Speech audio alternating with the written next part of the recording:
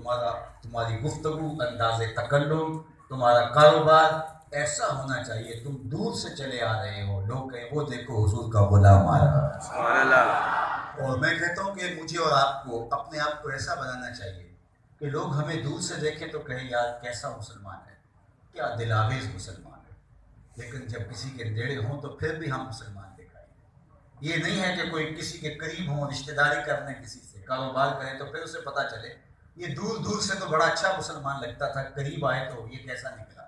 وہ کیا کسی نے کہا نا کہ اس کے لہجے میں یوں تو برف تھی لیکن، اس کے لہجے میں یوں تو برف تھی لیکن جو چھو کے دیکھا تو ہاتھ جل گئے۔ تو یہ تو نہیں ہے کہ دور دور سے آپ اچھے مسلمان نظر آئیں، وضع قطع بھی اچھی ہو، داڑھی کا سائز بھی پورا ہو، پگڑی بھی دل آویز ہو، جبہ بھی بہت اچھا نکھرا ہوا مصفہ ہو، اور باقی بھی ہاتھ میں تسبیح بھی ہو، سارے اوزار پورے ہوں، لیکن کسی سے وعدہ کریں تو پورا نہ کریں، کسی سے بات کریں تو اس پہ قائم نہ رہیں۔ دیانت، صداقت، رشتہ داری، رویے، خوبصورتی، یہ سب کچھ ہمارے اندر اگر نہیں ہے تو پھر ہم اوپر سے مسلمان ہیں۔ تو مسلمان ہونے کا مطلب یہ ہے کہ سر سے لے کر اندر سے اور باہر سے مسلمان ہیں۔ یا ایھا الذین آمنوا ادخلوا فی السلم کافہ، اس کا یہی مطلب ہے۔ تو ہمارے رویے بتائیں، ہمارا طرز زندگی بتائیں، دور سے بھی اچھے نظر آئیں لیکن جب قریب کسی کے ہوں تو اس کو اور اچھے دکھائیں گے۔ ہمارے اندر بھی دین اترا ہوا ہو، ہمارے باہر بھی دین اترا ہوا ہو، ہمارے رویے بھی مسلمانوں والے ہیں، ہمارا انداز معاشرت بھی مسلمانوں والا ہے، ہمارے دل مصفہ ہوں، اس دل میں کسی کا بغض، کینہ، حسد، نفرت کبھی نہ پنپنے دے۔ وہ کیسا دل ہے جس میں نفرتیں پنپ رہی، بغض اور کینے پروان چڑھ رہے ہیں۔ حضرت عبداللہ بن عمر رضی اللہ تعالیٰ عنہ فرماتے ہیں کہ حضور تشریف فرماتے ہجوم عاشقاں تھا تو فرمایا کہ اس نے جنتی دیکھنا ہے تو دروازے پہ دیکھو، جو پہلا شخص مسجد میں داخل ہوگا وہ جنتی ہے۔ کہتے ہمیں شوق ہوا، دیکھا تو ایک بوڑھا شخص، اس نے بائیں ہاتھ میں جوتا پکڑا ہے اور تازہ آثار وضو اس کے چہرے پہ رہتا ہے کہ ابھی ابھی وضو کر کے آیا۔ بیٹھ گیا، مجلس کا دوسرا دن آیا، پھر فرمایا کسی نے جنتی دیکھنا ہے تو دروازے پہ دیکھے۔ پہلا شخص جو مسجد میں داخل ہوگا جنتی ہے، ہم نے دیکھا تو وہی بابا جی، ہاتھ میں جوتا پکڑا ہے اور چہرے پہ آثار وضو حویدہ ہے۔ تیسرا دن آیا تو پھر کہا کسی نے جنتی دیکھنا ہے تو دروازے پہ دیکھو، دیکھا تو وہی وضو۔ حضرت عبداللہ فرماتے ہیں کہ جب مجلس اختتام کو پہنچی تو میں بابا جی کے پیچھے چل پڑا۔ میں نے کہا کہ میری ابا جی سے کوئی شکر رنجی سی ہو گئی ہے تو میں 3 دن تک آپ کا مہمان رہنا چاہتا ہوں، مجھے آپ رکھ لیں گے؟ اس نے کہا جب۔ کہتے میری لالچ یہ تھی کہ میں دیکھوں یہ عمل کون سے کرتا ہے۔ حضور نے کہا جنتی دیکھنا ہے تو دروازے پہ دیکھو، 3 دن یہی دکھائی دیتا رہا۔ کہا کہ میں اس کے ساتھ گھر چلا گیا، اس نے مجھے چارپائی بچھا دی، لیٹ گیا، خود بھی استراحت کرنے لگا۔ میں خراٹے تو لینے لگا لیکن میں جاگ رہا تھا۔ میری لالچ یہ تھی کہ میں دیکھوں یہ نوافل کیا پڑھتا ہے، اعمال کیا ہے، رات کی کیا اس کی کیفیات ہیں اعمال کی، لیکن وہ سویا رہا۔ اللہ یہ کہ جب وہ کروٹ بدلتا تھا تو اللہ اکبر کہتا تھا، اللہ کا نام۔ خیر رات گزر گئی، صبح اٹھے، نماز فجر اس نے بھی پڑھی، میں نے بھی پڑھی، ناشتہ کیا، باغ میں چلے گئے، سارا دن گزرا۔ اگلی رات پھر میں تاپ میں رہا، پھر وہی معمول، تیسرا دن بھی گزر گیا، تیسری رات بھی بیت گئی۔ تو جب 3 دن 3 راتیں بیت گئی تو میں نے اس کو کہا کہ میں تو اس لالچ میں آیا تھا کہ میں دیکھوں کہ آپ عمل کون سے کرتے ہیں، لیکن میں 3 دن اس ٹو میں رہا لیکن مجھے تیرا کوئی ایسا عمل دکھائی نہیں دیا، جو معمول کے عمل تیرے ہیں وہ میرے بھی۔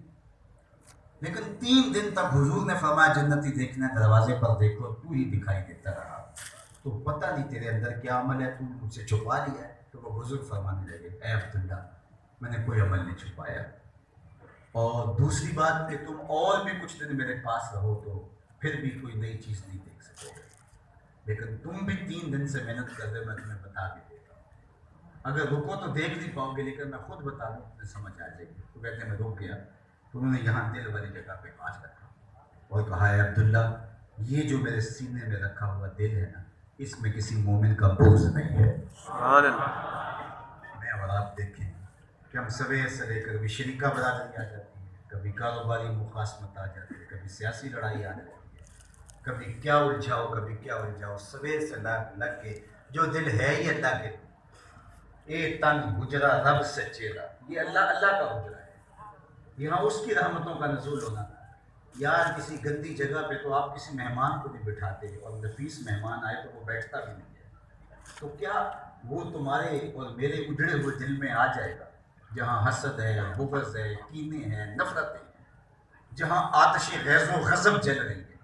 تو اس کو تو پھر صاف کرنا ہوگا، دل کے حجرے کو تو مصفہ کرنا ہوگا، اس کو تو پاک کرنا ہوگا، اس کی صفائی کا اہتمام کرنا ہوگا، اس کی پاکیزگی کا انتظام کرنا ہوگا۔ پھر عرض کرنی ہوگی ہر تمنا دل سے رخصت ہو گئی، اب تو آجا، اب تو خلوت ہو گئی۔ تو ہم اپنے اس دل کو صاف کریں، دل کو مصفہ کریں، دل کی پاکیزگی کا سامان کریں۔ موسم رحمت رمضان المبارک جب آتا ہے تو اللہ اس موقع پہ بھی ہمیں جو ہے وہ صفائی قلب کے موقع خاص طور پہ فراہم کرتا ہے۔ اور ربیع الاول کے موسم پر بھی میں دوستوں کہا کرتا ہوں کہ آپ نے بنیروں پہ چڑھانا کیا، یہ بہت اچھی بات ہے، لیکن کہیں ایسا نہ ہو کہ دل کی گلیوں میں اندھیرا ہی رہ جائے۔ کوئی دیا لے کے دل نگر میں بھی آؤ۔ تم نے گلیوں میں جھنڈیاں لگائیں اور صفائیاں کی، لیکن حسد، کینے اور بغض کے ڈھیر کہیں دل کی گلیوں میں پڑے کے پڑے نہ رہ جائیں۔ کوئی جھاڑو لے کے دل کے اندر نکلو، اندر بھی صفائی اور باہر بھی صفائی۔ یاری لاکھوں پاک نبی سنگ اے پر پوری یاری، پھر درود قبول ہے تیرا لکھ نہ لو ایک۔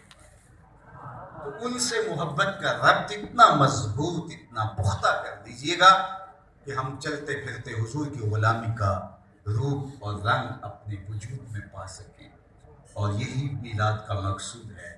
ورنہ ہم جمع ہو کر کے بیٹھیں، سنیں، ذوق و شوق کا اظہار کریں، عقیدتوں کا اظہار کریں اور پھر گھر میں چلے جائیں، اور جہاں تھے وہیں کے وہیں رہیں، اور ہم نے عزم کیا ہو کہ ہم نے اپنی جگہ سے سرکنا نہیں ہے، تو صاحب نہیں، ہمارا دین پریکٹیکل دین ہے، یہ عملی دین ہے۔ ایسا نہیں ہے کہ دین کا تعلق صرف کانوں تک ہے، دین کا قلم و کرتاس تک تعلق، ایسا نہیں ہے۔ یہ صرف زبان پر، حضور کے سینے پر، دل پہ قرآن نازل ہوا ہے، زبان پہ نازل نہیں ہوا۔ جب قلب طہر پہ نازل ہوتا پھر حضور کی زبان پہ آتا۔ تو رب نے کہا لا تحرک بہ لسانک لتعجل بہ، محبوب جلدی نہ کیجیے، جس رب نے دل میں اتارا ہے وہ زبان پر بھی آئے۔ تو جب تک دل میں دین نہیں اترتا، اقبال نے کہا تھا نا، جب تک نہ ہو تیرے دل پہ نزول کتاب، گرا کو شاہ نہ راضی نہ کشاف۔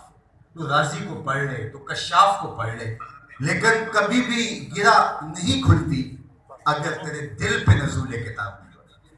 تو میں 6 گھنٹے بھی گفتگو کروں، اگر میری باتیں کانوں سے ٹکرا کر کے فضاؤں میں تحلیل ہو جائیں گی تو بس وقتی سمی لذت ہوگی اور گزر جائے گا کسی کہاں۔